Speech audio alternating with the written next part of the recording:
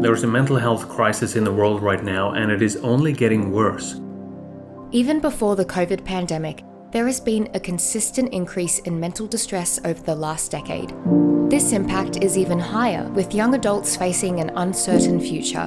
Now, we're not going to solve this by focusing on treatment.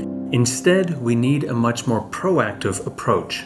Since 2020, depression and anxiety has doubled in many countries. Crisis helplines have been seeing record numbers of calls. Meanwhile, the strain on mental health services mean that many people are struggling to get treatment. There's been a lot of focus on treatment and intervening early when mental illness is forming, but what we tend to ignore is that most of life happens in this preventative space, and it is here where we all have a role to play. This is everyday life. This is talking to our friends about our goals. This is talking to colleagues about how you manage stress. This is talking to your children about planning ahead.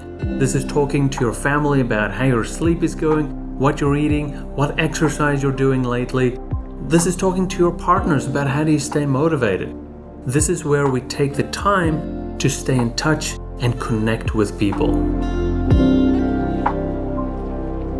In this preventative space, life is full of ups and downs, setbacks, breakups, all kinds of things.